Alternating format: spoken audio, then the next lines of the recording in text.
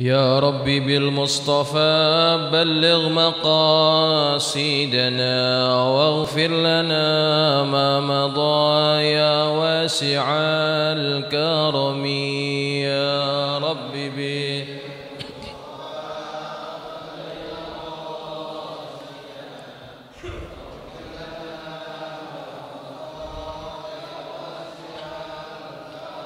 يا ربي هيئ لنا من أمرنا رشدا واجعل معونتك الحسنى لنا مددا يا ربي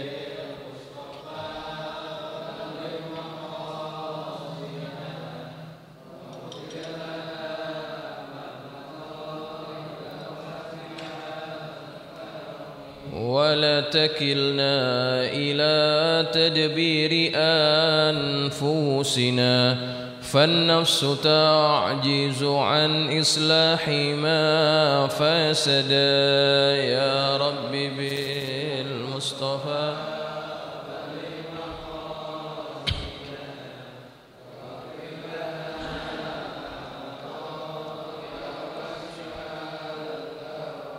أنت الكريم وقد جهزت يا أملي إلى أيادك وجها سائلا ويدا يا رب بالمصطفى بلغ مقاصدنا واغفر لنا ما مضى يا واسع الكرم اللهم صل وسلم وبارك عليه وعلى آله.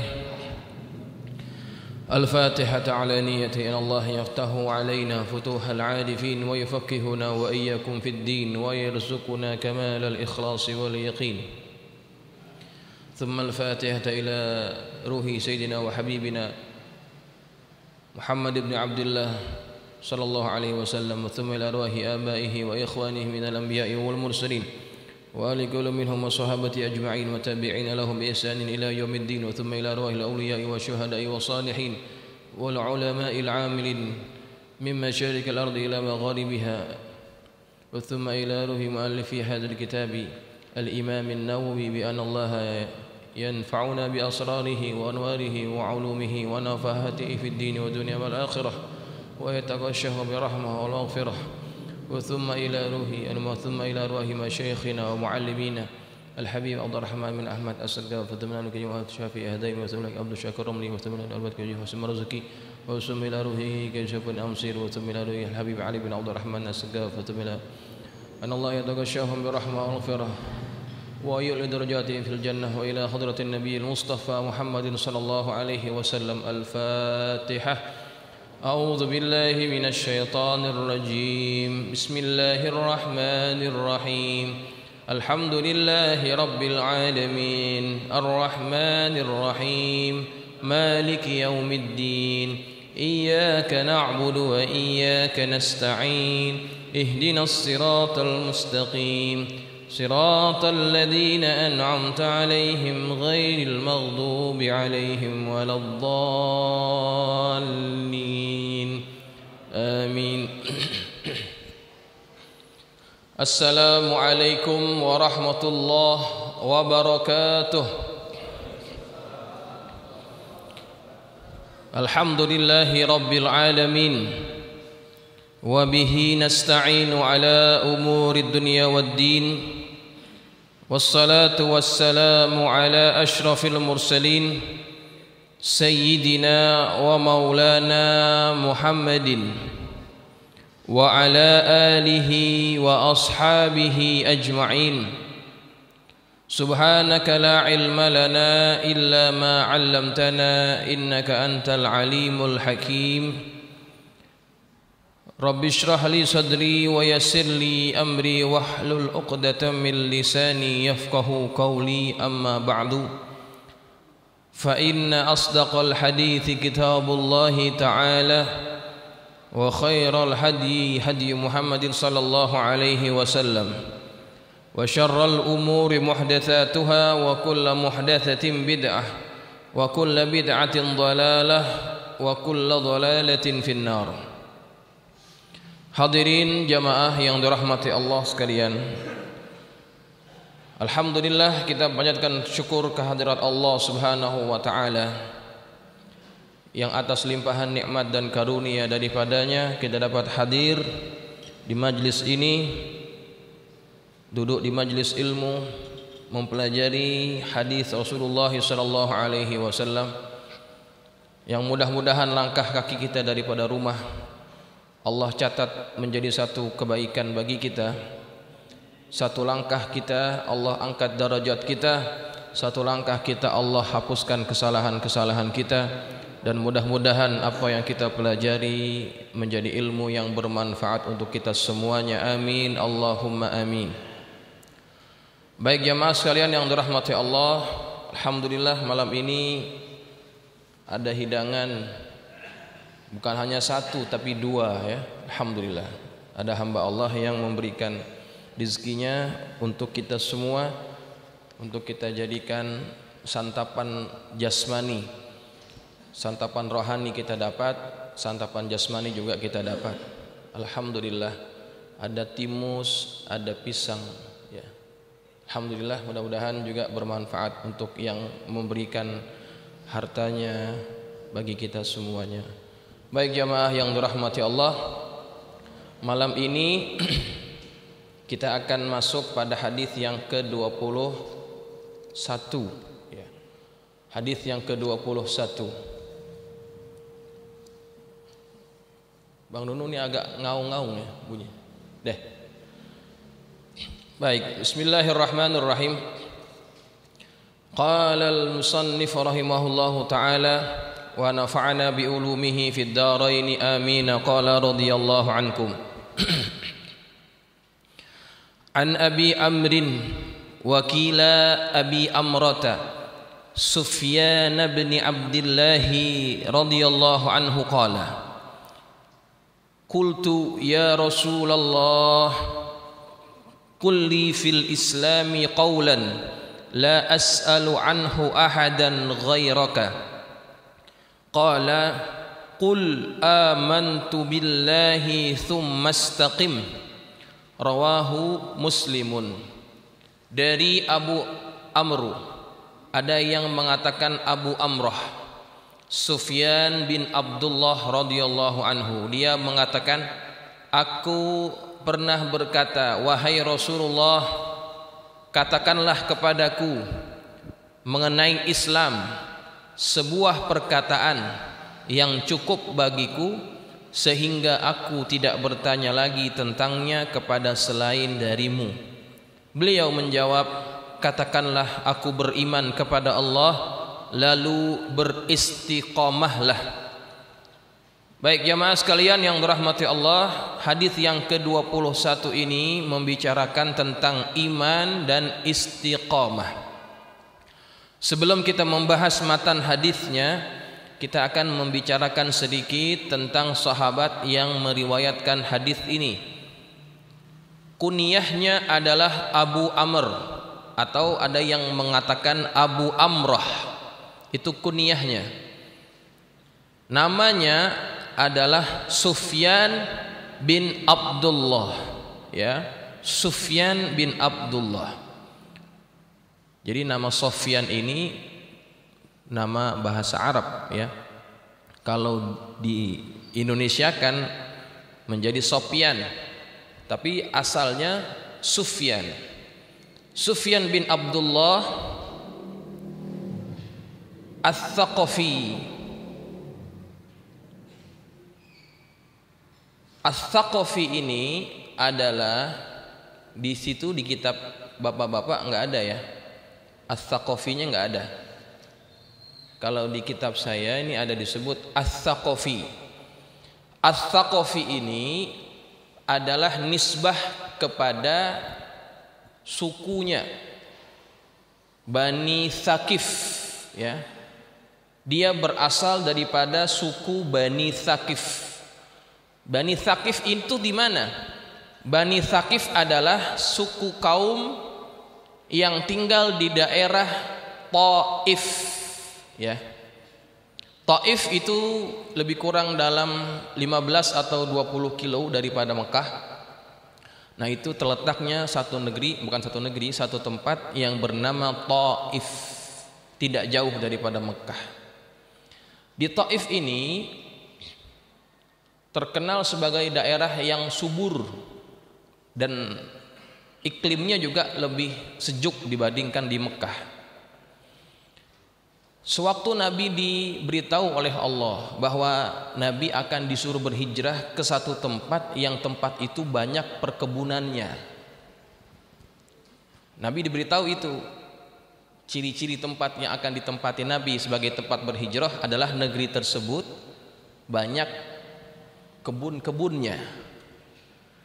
Maka kita mendengar satu riwayat, satu kisah Nabi hijrah pertama kali itu kemana? Ke Taif ya. Nabi pernah hijrah ke Taif bersama anak angkatnya yang bernama Zaid bin Harithah. Karena Nabi menganggap tempat itu adalah Taif. Karena ancer-ancernya itu kata Allah banyak kebunnya. Nah, yang Nabi pikir tempat yang banyak kebun itu yang berdekatan dengan Mekah ya Taif. Maka Nabi datang ke Taif, minta bantuan ya untuk dapat tinggal di sana, berdakwah di sana. Tapi apa yang Nabi dapat? Yang Nabi dapat adalah hinaan, cacian, cercaan, bahkan lemparan batu yang dialami oleh Nabi ketika datang ke Taif. Tidak disambut dengan sambutan yang hangat, tetapi malah cercaan, makian dan sebagainya. Disuruh oleh para pembesar Bani Thaqif untuk melempar Nabi dan juga Zaid bin Harithah dengan batu dan kotoran. Hampir-hampir Nabi itu terbunuh pada peristiwa tersebut. Berdarah, kaki Nabi berdarah, kemudian juga Zaid bin Harithah juga berdarah. Dikejar-kejar sama orang Bani Thaqif ini. Nih, kaumnya daripada Sufyan bin Abdullah. Dikejar-kejar sampai Nabi lari menghindari daripada kejaran mereka. Kemudian Nabi masuk ke satu kebun anggur ya. Nabi masuk ke kebun anggur. Nah, ketika Nabi masuk ke kebun itu, mereka berhenti mengejar. Tidak lagi mengejar Nabi kita Muhammad SAW. Nah, disitulah Nabi kemudian didatangi oleh malaikat yang menawarkan kepada Nabi, seandainya engkau izinkan untuk aku tebalikkan gunung ini kepada mereka, maka akan aku lakukan, kata malaikat yang bertugas menjaga itu. Kalau engkau izinkan untuk aku tebalikkan gunung ataupun bukit ini, aku akan buat. Tapi apa kata Nabi? Jangan kalian lakukan, jangan kamu lakukan. Karena sesungguhnya mereka tidak mengetahui aku, sesungguhnya mereka tidak mengenali aku. Nabi berharap, aku berharap ada di sulbi-sulbi mereka, keturunan-keturunan mereka yang nanti akan beriman kepada aku. Aku berharap akan ada nanti generasi yang berikut yang akan beriman kepada aku. Itu harapan Nabi. Kalau seandainya Nabi izinkan, laksanakan. Habis itu kaum. Tentu tidak ada yang namanya Sufyan bin Abdullah yang akhirnya nanti masuk Islam. Namun karena Nabi ini adalah Nabi yang rahmah, masih berharap ada di antara mereka. Kalau bapak-bapaknya tidak mau beriman, aku berharap nanti keturunannya ada yang beriman kepada aku. Itu harapan Nabi. Dan betul ketika Nabi sudah hijrah ke Madinah, mendekati wafatnya, tahun-tahun mendekati wafatnya Rasulullah SAW, datang utusan daripada Bani Thaqif menuju Madinah berjumpa dengan Rasulullah Sallallahu Alaihi Wasallam. Untuk apa? Untuk mengikrarkan keislamannya. Berbondong-bondong itu semuanya datang ke Madinah mengikrarkan keislamannya. Dan di antara rombongan daripada Bani Thaqif yang datang berjumpa dengan Rasulullah, ada di antara mereka yang bernama Sufyan bin Abdullah Ats-Tsaqafi, masuk Islam. Nah, dalam pertemuan itu dia bertanya kepada Rasulullah, "Ya Rasulullah, kulli fil islami qaulan." Katakanlah kepadaku satu ucapan, la as'alu anhu ahadan ghairaka, yang aku tidak akan pernah bertanya lagi kepada selain engkau. Dia cuma minta, "Ya Rasulullah, katakan kepadaku satu perkataan saja yang akan aku hafalkan, aku ingat, akan aku pegang betul-betul, yang hanya aku berharap hanya daripada engkau, bukan daripada yang lain." Nabi katakan kepada dia, singkat kalimatnya. Ya, maka hadis ini dikatakan para ulama adalah min jawami'il kalim, di antara hadis-hadis yang masuk dalam kategori jawami'ul kalim Nabi. Nabi punya kelebihan, ucapannya singkat tetapi padat. Nah, itu maksud jawami'ul kalim. Ini diantaranya, singkat tapi padat. Apa isinya? Kul, katakanlah, amantu billahi, aku beriman kepada Allah, tsumma istaqim, kemudian istiqomahlah. Dua. Nabi suruh kepada Sufyan bin Abdullah dan juga kepada kita, beriman kepada Allah, ucapkan dengan lisan, kemudian istiqomahlah dengan ucapanmu itu. Iman dan istiqomah. Yang ini yang akan kita bahas. Ya. Baik, jamaah sekalian yang dirahmati Allah, Nabi kita Muhammad SAW menyuruh kepada Sufyan bin Abdullah, kul, katakan, amantu billah, aku beriman kepada Allah. Artinya ucapan amantu billahi wa malaikatihi wa kutubi sampai akhir itu semuanya adalah kalimat-kalimat yang perlu diulang-ulang oleh ucapan kita. Ketika kita mengulang ucapan itu, maka akan terbaharui iman kita. Maka tidak heran apabila guru kita semua, almarhum al-maghfurlah Bapak Kiai Haji Abdullah Syafi'i, beliau mengajarkan kepada murid-muridnya untuk baca apa? Sering-sering baca apa? Akidah al-mujmalah, ya. Wa ba'du fa inna walhamdulillahi qad radina billahi rabban wa bil islami dinan, sampai akhirnya. Itu diajarkan oleh beliau, diteruskan oleh anaknya Pak Kiai Haji Abdul Rashid, diajarkan kepada kita sampai kita hafal. Dari kecil kita diperdengarkan melalui speaker Masjid Asy-Syafi'iyah, radio Asy-Syafi'iyah, tentang kalimat yang menunjukkan keimanan.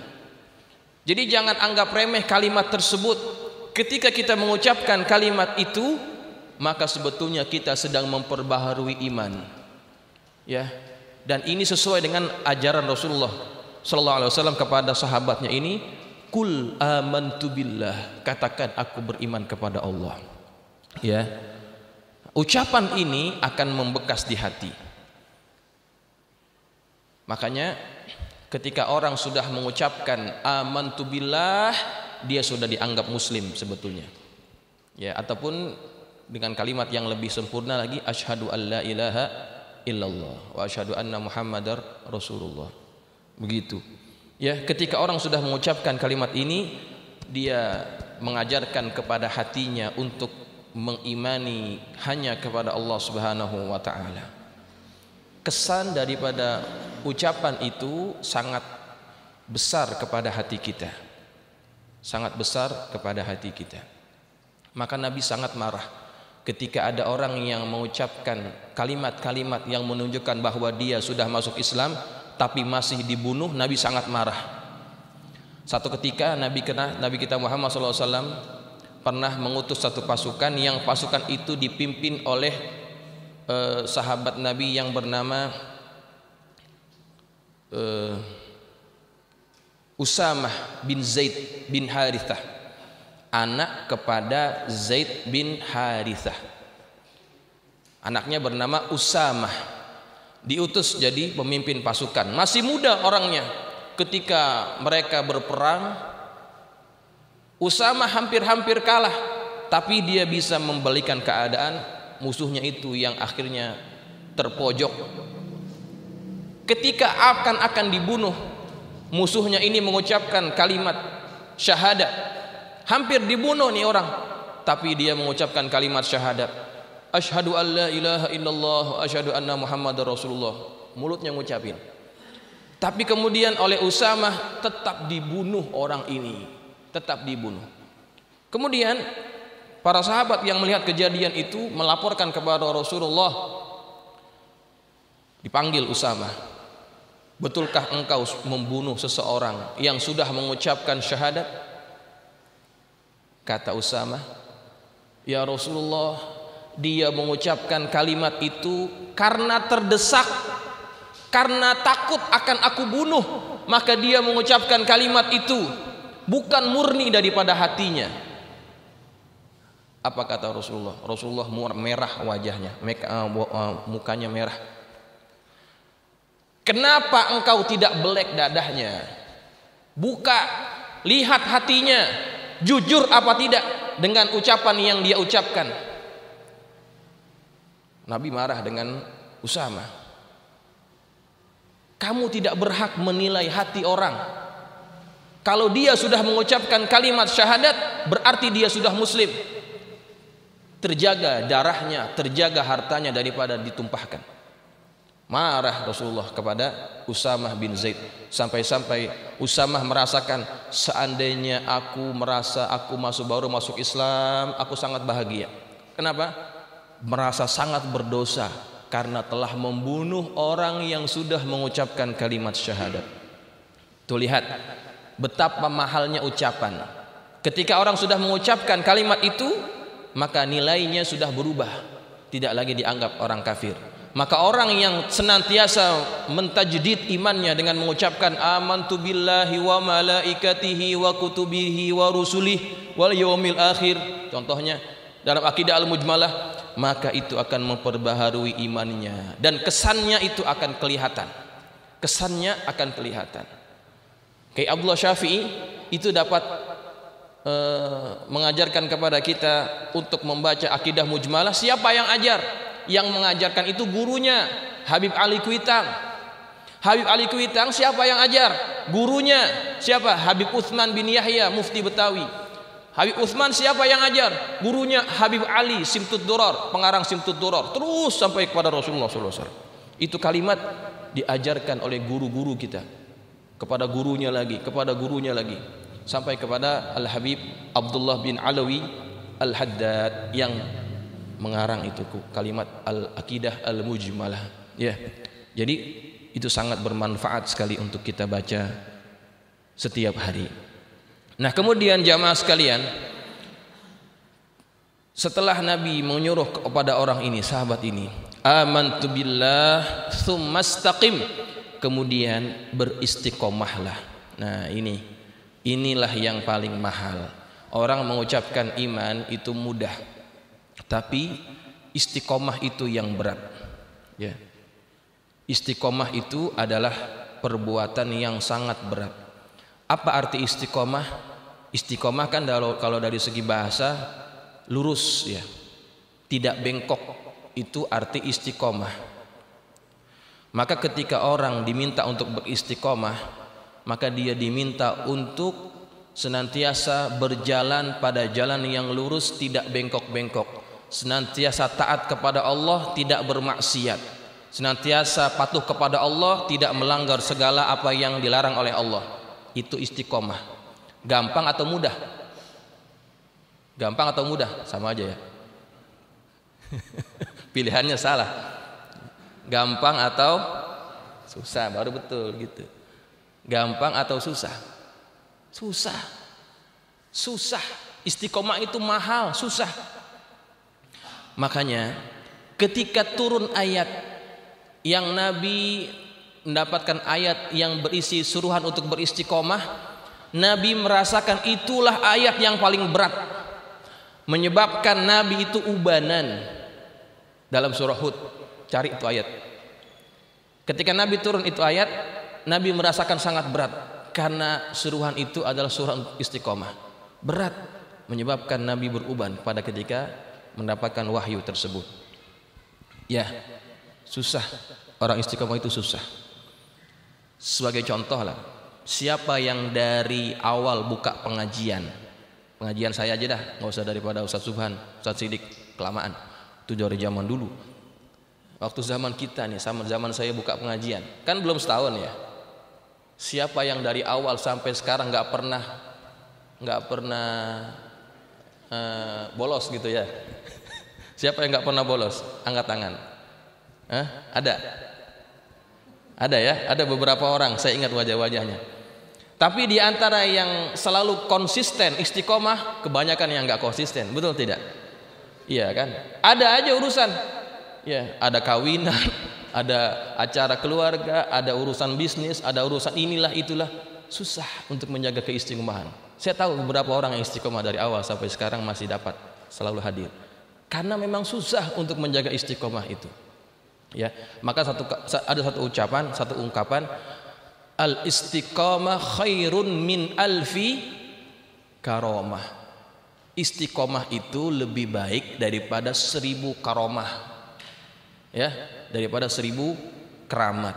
Nah, tetapi walaupun susah, kita tetap diminta untuk berusaha beristiqomah.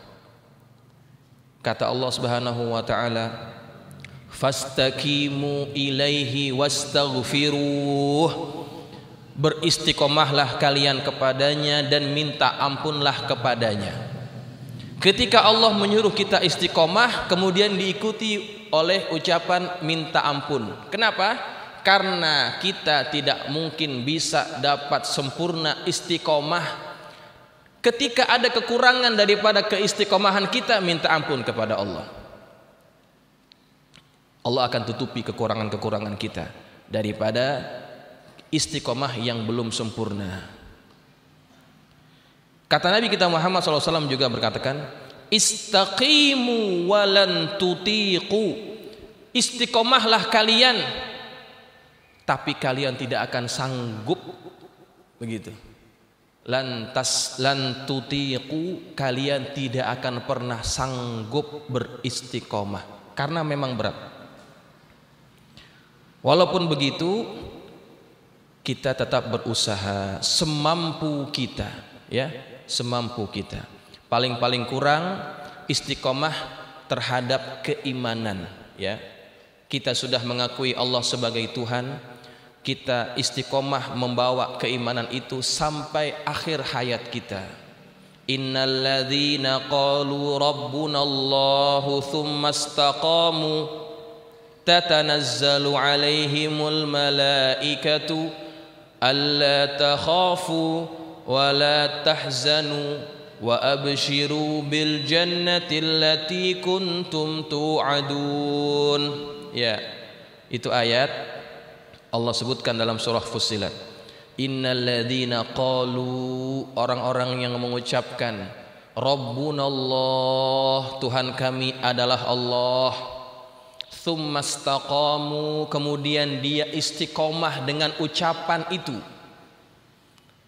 Kalau orang yang hanya mengucapkan kalimat ini kemudian istiqomah dengan kalimat tersebut, mengakui Allah sebagai Tuhan, apa balasan kepada mereka? Tatanazzalu alaihimul malaikatu, akan turun kepada mereka malaikat. Alla takhafu wa la tahzanu. Apa yang malaikat itu katakan kepada orang-orang ini yang istiqomah dalam keimanannya ini? Janganlah kalian takut, janganlah kalian bersedih. Wa abshiru, dan bergembiralah kalian bil jannati allati kuntum tu'adun, dengan surga yang dijanjikan kepada kalian. Kapan malaikat itu ngucapin kalimat tersebut? Ketika kita akan wafat. Para ulama menafsirkan ayat ini, para malaikat akan datang kepada kita ketika kita akan wafat. Maka di antara ciri-ciri orang yang mati husnul khotimah adalah ada kegembiraan di wajahnya.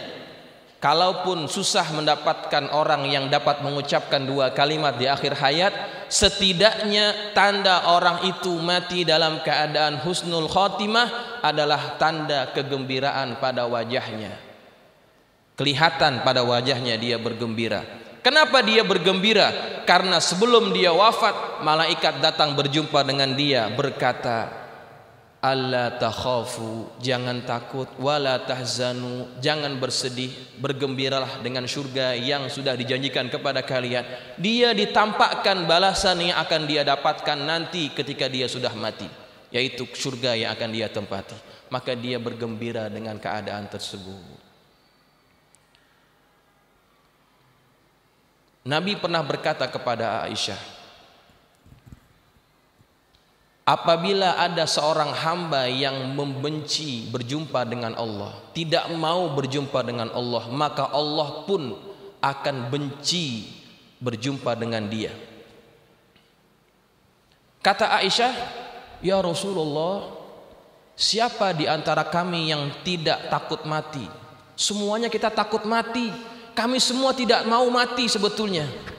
Itu manusiawi. Kalau orang tidak mau mati karena takut amalnya kurang, itu manusiawi.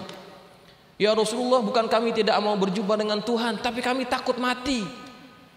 Kami semua takut kepada kematian.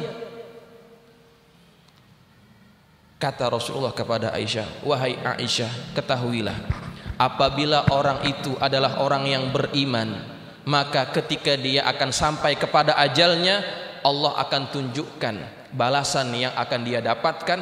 Maka ketika dia melihat balasan itu, dia tidak sabar-sabar ingin berjumpa dengan Tuhannya. Maka ketika dia berkeinginan keras, berkeinginan kuat untuk berjumpa dengan Allah, Allah pun akan cinta dan suka berjumpa dengan orang tersebut. Nih, itu ayatnya maksudnya. Maka iman yang kita sudah ada dalam hati kita, ini adalah pemberian yang sangat mahal yang Allah berikan kepada hamba-hambanya. Tidak semua hamba diberikan nikmat ini. Kita termasuk hamba-hambanya yang dipilih oleh Allah Subhanahu wa ta'ala. Syukuri nikmat tersebut. Nabi Nuh alaihi salam, anaknya tidak beriman. Coba, bapaknya Nabi, hidup bersama Nabi, makan bersama Nabi, tinggal bersama Nabi, tapi tidak ikut ajaran Nabi. Nabi Lut alaihi salam begitu juga, punya istri, tidak beriman dengan suaminya. Lah kita bukan siapa-siapa, tidak pernah jumpa Nabi, tidak pernah mendengar secara langsung ucapan Nabi, tidak pernah melihat mukjizat daripada Nabi kita Muhammad SAW. Tetapi kita punya iman ini. Ini adalah karunia besar yang Allah berikan kepada hamba-hambanya. Kita yang terpilih. Maka nikmat ini jangan disia-siakan. Jaga nikmat yang Allah berikan kepada kita. Di antara cara kita menjaga nikmat itu adalah bagaimana? Kita hadir ke majlis-majlis yang seperti ini. Ini adalah cara kita menjaga, merawat iman ini. Ya, kalau badan kita tidak kasih makan 3 hari, sakit dia tuh badan. Maka hati kita, yang di dalam hati itu ada iman, kalau kita tidak berikan siraman rohani, lama-lama akan kering, lama-lama akan mati. Maka iman itu perlu dijaga. Ya, mudah-mudahan Allah jaga iman kita sampai nanti ajal kita datang. Baik, kemudian jamaah sekalian yang dirahmati Allah, setelah istiqomatul qalbi, istiqomah hati kita, kemudian yang kedua, hendaklah kita istiqomatul lisan, istiqomah terhadap lisan kita, ya, istiqomah terhadap lisan kita. Dan lisan ini cerminan daripada hati. Apa yang keluar daripada lisan, itulah yang ada di hati kita. Kalau kita punya tekonya kita isi air bir peletok. Yang keluar apa? Yang keluar bir peletok. Karena di dalam teko itu isinya bir peletok. Kalau kita isi di dalam teko itu adalah air putih, yang keluar air putih. Kalau di dalam teko isinya air comberan, yang keluar apa? Air comberan. Maka tidak betul apabila orang berkata, nggak apa-apa mulut gue kasar tapi hati gue baik. Banyak tuh yang ngomong begitu. Mulut gue kasar tapi hati gue baik. Mulut itu cerminan hati. Apa yang di mulut keluar, itulah yang ada di hati kita. Kata Nabi kita Muhammad SAW, la yastaqimu imanu abdin hatta yastaqima qalbuhu. Tidak lurus iman seseorang sampai lurus hatinya. Wala yastaqima qalbuhu hatta yastaqima lisanuh. Tidak akan lurus hati seseorang sampai lurus lisannya. Jadi ada keterkaitan antara lisan dengan hati, antara hati dengan keimanan kita. Iman yang baik itu ditandai dengan iman yang hati yang baik. Hati yang baik ditandai dengan lisan yang baik. Kalau mulut yang selalu mengeluarkan kata-kata yang tidak baik, itu berarti iman kita tidak berapa baik. Begitu.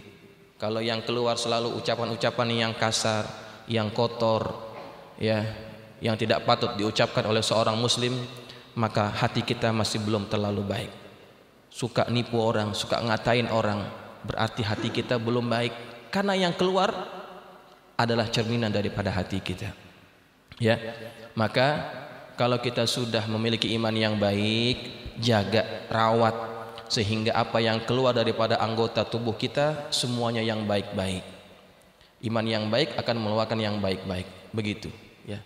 Maka kalau kita ingin menilai baik atau tidak siapa kita, lihatlah bagaimana respon orang terhadap kita. Kalau orang itu, kalau kita tidak ada, selalu merindukan, ya, mencari-cari, kemana sih dia nggak datang-datang nih, berarti kita termasuk orang yang diterima.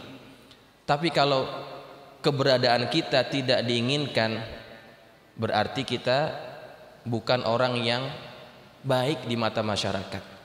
Begitu, ya. Maka nilailah hati kita sendiri, bagaimana diri kita sepatutnya. Baik jamaah sekalian yang dirahmati Allah, satu ketika waktu saya mengaji di Madrasah Saqafah di Bukit Duri, waktu itu umur saya lebih kurang dalam 17 atau 18 tahun, SMA kelas 3. Setelah ayah saya meninggal, saya masih ngaji di sana kan. Nah, itu satu kebiasaan daripada Walid Habib Abdurrahman As-Segaf. Setiap hari Kamis di rumahnya diadakan majelis bacaan Yasin disambung dengan kahfi, disambung dengan juga ratib. Itu setiap malam Jumat. Nah, Walid punya kebiasaan setiap sore habis asar dia akan duduk di depan rumahnya, duduk sambil zikir. Itu kebiasaan dia. Nah, satu hari saya ada hajat, ingin bertanya sesuatu kepada beliau. Kebetulan waktu itu guru yang mengajar di kelas, Habib Abu Bakar, itu tidak datang. Jadi kita biasanya kalau nggak datang itu ya khidmat lah, nggak nyapu halaman gitu ya. Saya lihat di depan ada Walid, si memberanikan diri menghadap kepada beliau. Padahal waktu itu saya masih remaja. Tanya, Walid pasti kalau nanya dengan murid-muridnya yang belajar pasti dengan bahasa Arab. Man anta? Min ayyi qismin anta? Gitu ya, ngomong. Barulah kemudian diajak masuk ke rumahnya, mengutarakan keinginan apa yang ingin saya tanyakan. Ada satu perkara yang ingin saya tanyakan. Kemudian Walid bagi jawaban. Nah, kemudian waktu itu sudah hampir mau maghrib.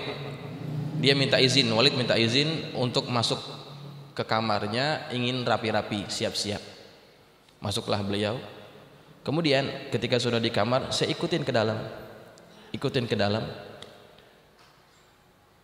Saya ambil amplop dikit gitu ya, ada isinya, kasih hadiah kepada beliau. Sambil saya minta kepada beliau untuk doakan saya.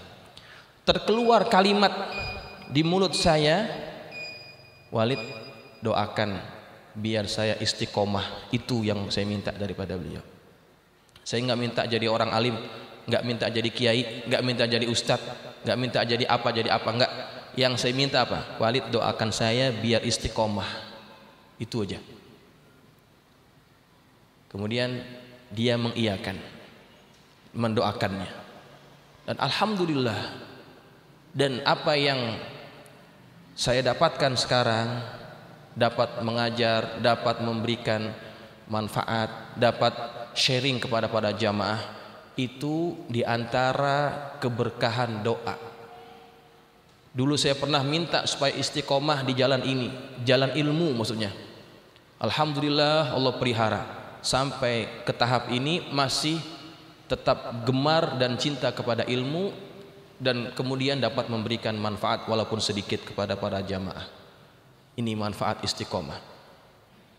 Karena banyak tuh di tengah jalan ya, waktu ngaji sama-sama, tapi ketika sudah masuk di masa pekerjaan ya, masuk usia kerja, masing-masing sibuk dengan pekerjaannya, banyak di antara kawan-kawan saya yang akhirnya malah mental gitu ya. Mental ke sana, mental ke sini. Asalnya mereka mendalami ilmu agama, tapi akhirnya kemana?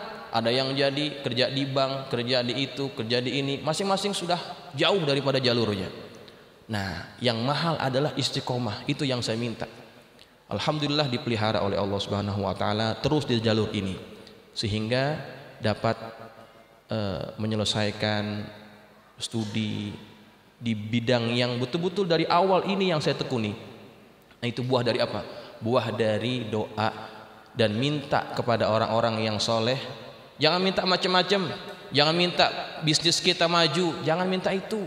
Jangan minta anak kita jadi anak yang pandai gitu, jangan minta yang itu. Minta yang penting apa?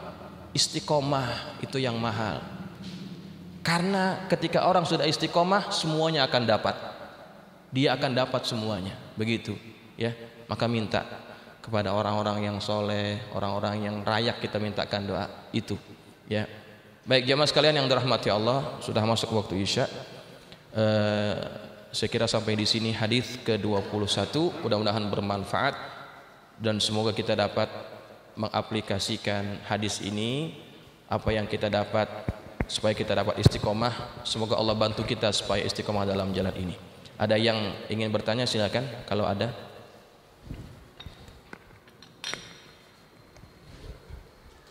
Bismillah. Assalamualaikum warahmatullahi wabarakatuh.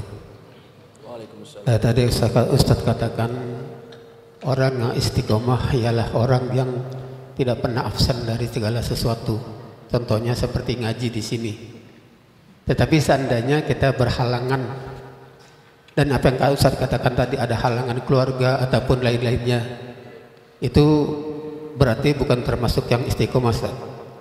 Kalau halangannya.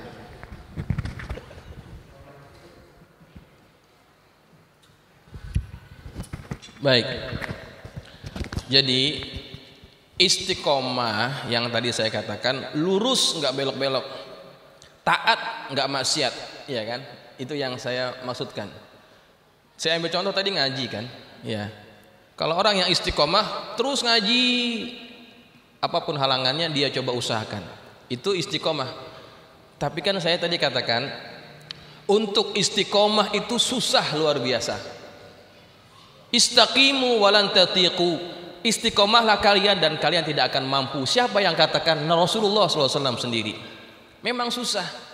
Lalu apakah ada orang yang sudah rajin ngaji tapi ada waktu-waktu yang dia tidak boleh hadir, ada urusan keluarga, ada urusan ini, urusan itu, apakah dia tidak dianggap istiqomah?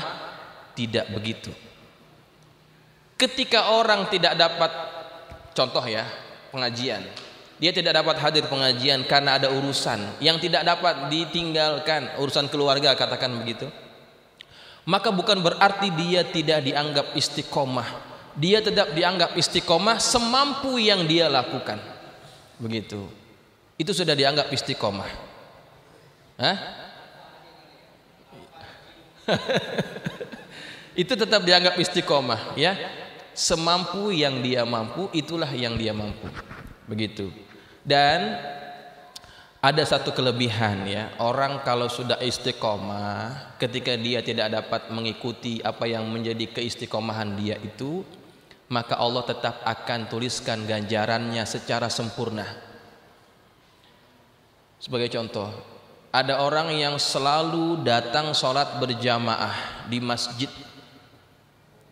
kemudian ada halangan berupa apa?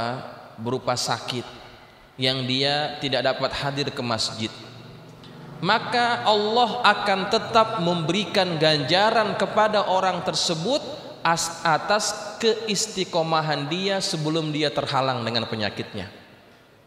Itu buah daripada istiqomah ya.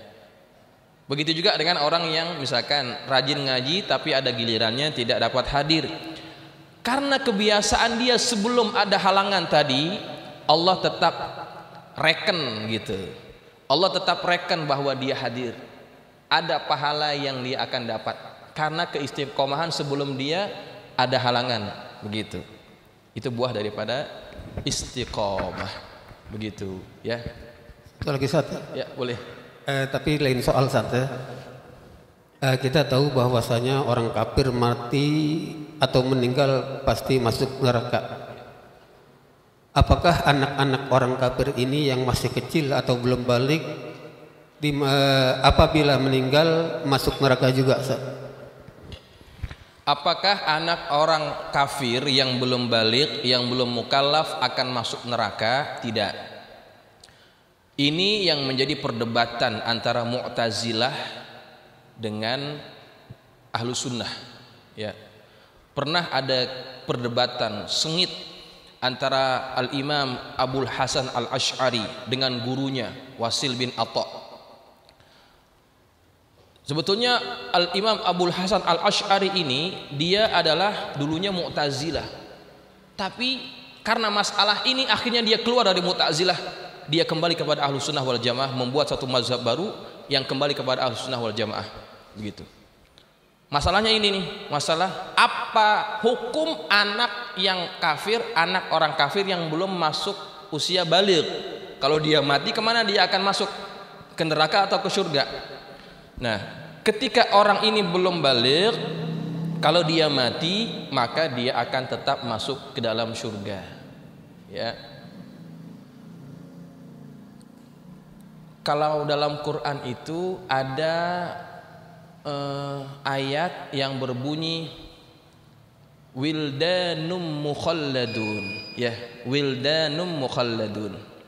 Wildan itu apa? Wildan anak-anak kecil yang akan kekal. Siapa itu? Itulah anak-anak yang mati sebelum sampai usia baligh.